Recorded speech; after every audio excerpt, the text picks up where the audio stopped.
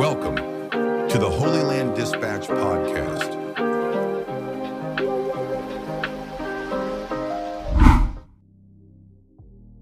Hello and welcome back to the Holy Land Dispatch podcast. Today I want to talk a bit about journeys. Life is of course full of them, and life itself is one. From the moment we're born until the day we die, we go through what might be best described as a roller coaster or a journey through the jungle. We start as kids when we have near zero control over the direction. Go to sleep, wake up, eat this, don't eat that, time to go to kindergarten, time to eat. The only influence we have is, let's face it, by emotional extortion. We learn how to be cute or cry in order to soften our parents' hearts. But that has very little impact on the bigger picture.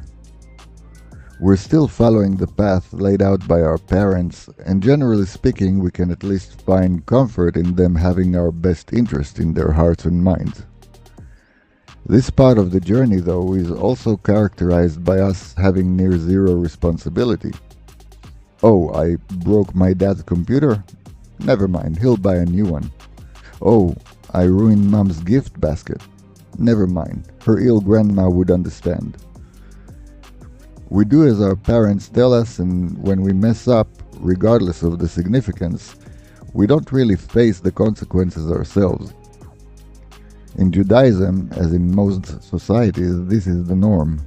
Up until a certain age, the human being bears little to no responsibility. This changes when the child is expected to become an adult. Throughout history, we've seen a very different thresholds defined as adulthood. They mostly depended on physical strength and capabilities when it concerned boys, and sadly puberty when concerning girls. Early human societies concerned themselves purely with survival and had no knowledge of psychology nor the desire to gain it.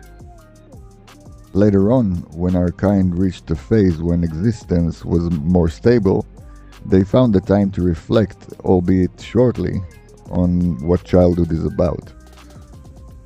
As we fast forward in most societies, the age of adulthood was settled somewhere between 18 and 21, with many caveats, mostly when it comes to criminal responsibilities. Still, the marking of a certain age as adulthood, although backed by studies and experience, only serves as a tool for us to make general decisions. Why 18 and not 17? Why 21 and not 22? Well, the long and short of it is that you have to draw the line somewhere, especially in societies that operates within a set of agreed rules. In Judaism, a boy takes on adult responsibilities at 13 years of age.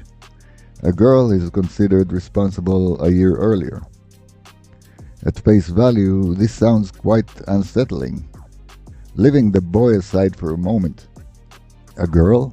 At 12? An adult? Well, the answer is yes and no. We need to consider a couple of things before we get to answer these troubling questions. To do so, I'd like to go all the way back to the book of Genesis. In Genesis 12:1, God tells Abraham one of the most famous sentences from the Bible. Go forth from your native land and from your father's house to the land that I will show you. Anyone who studied an hour of Bible must know this one, especially Jews. This is the beginning not only of Abraham's journey as described in the Bible, but also the beginning of the bigger journey, that of the people of Israel. One cannot overstate the importance of this verse in the context of the Jewish nation. It is a cornerstone in our belief, in our lives today and throughout history. Books, essays, and commentary about this was and will be written as it transcends human understanding. It is obviously a Jewish foundation, but it is also a foundation laid out for all humanity, no less. How do we understand this verse? We'll discuss 3 ways. 1. Simplistic. God talks to Abraham and says, "Get out from this location dominated by pagans, denounce this way of life, and go to a better place which I will show you." The location is geographical, and the people in this geographic place are immoral. God does not want Abraham to live in this wicked and corrupted society, so he wants to guide him to a far better one, namely Israel. And so, Abraham denounces paganism, rebels against this society, and leaves to go on a journey to the land of Canaan, where he will settle and live a life full of meaning. This view is what we teach our first graders, as their minds are equipped to handle this level of understanding. It's engaging, at times even fun. After all, we're reading a story and kids love stories. There are adventures, twists and turns, we have a hero to follow and foes to defeat. There are miracles and wonders, you name it. The second way to look at it is somewhat psychological. Dr. Jordan Peterson talks about this at length in some of his lectures, and I find it very adequate and enlightening. When we read this verse through the psychological lens, what God tells Abraham is, "Leave your comfort zone and go on an adventure that I will take you on." It's a story as old as time, is it not? We can look at this as the beginning of adulthood. When we read the Bible as adults, we must recognize that the stories are not just stories as a form of entertainment.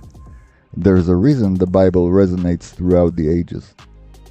The reason is that it has layers of wisdom, and as we grow up, we learn how to peel them until we find meaning. This is also a kind of a journey all of its own, our search for meaning. Through the psychological lens, we understand that God is pushing Abraham to challenge himself, and not only himself. He is encouraged to leave his father's house, and this is not just meant physically. Abraham is expected to figure things out for himself. He is pushed to seek wisdom outside of his comfort zone. These are things that we expect our own kids to do when they grow up. And if we read the Bible as something more than a story, then we must understand that Abraham is not to be read as a specific person. Abraham, one of our forefathers, is an archetype, a template, an example for how we might be expected to operate in God's world.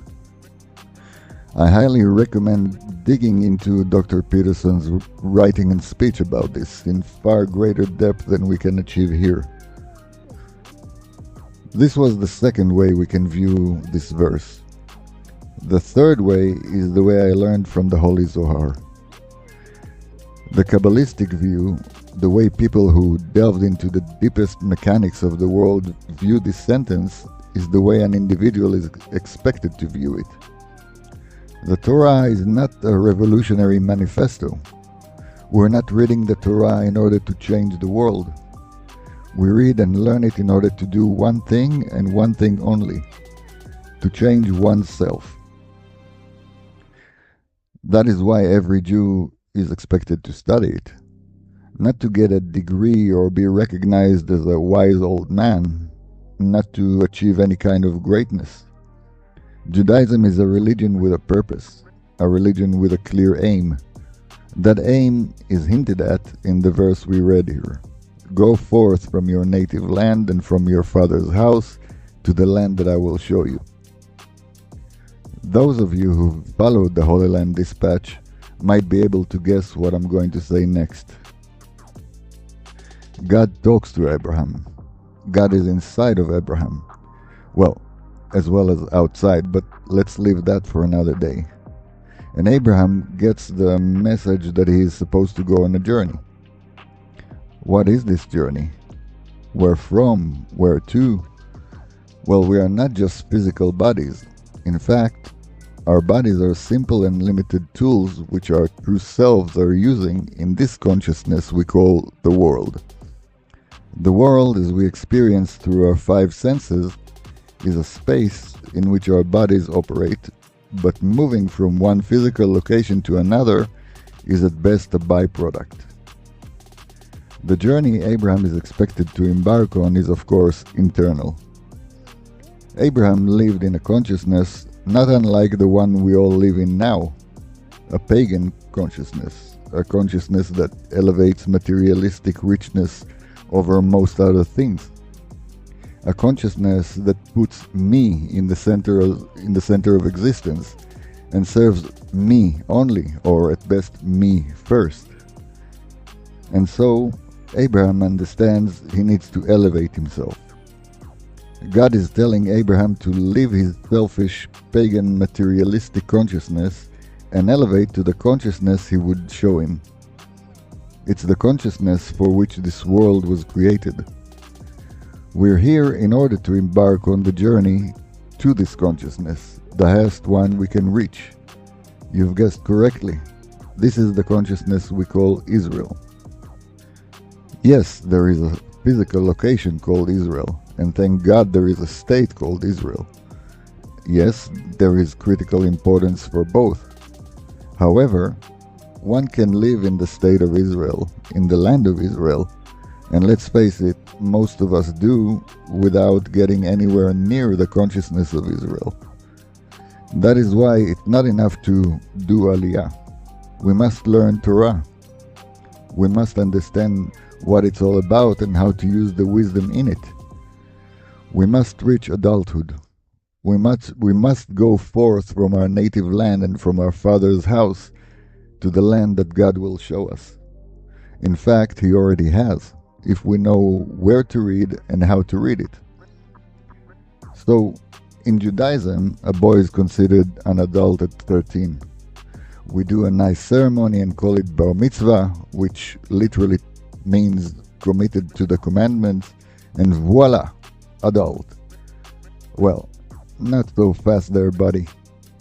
Are you an adult? Why? Just because you read a few lines in the Torah and put a set of tefillin on? Boy, do I have news for you. The expectation is that at 13 years of age, one might be able to reach the stage where he can embark on that Abrahamic journey. That would indeed make him an adult. But adulthood in Judaism starts at 13 years and a day. That 13 part is fairly easy. Assuming your parents are borderline capable, you will most likely reach 13. But that day? Oh man, this day can last a lifetime. I'm well over 13 and looking back at my life, I can attest that I wasn't anywhere near adulthood at 13. I wasn't even tickling adulthood at 18 or 21. From the perspective of the Abrahamic journey, I embarked on my journey way later. This is true for girls too. No 12-year-old girl is considered a woman or an adult. She most definitely isn't one. She takes on the responsibilities of an adult woman only where the commandments are concerned.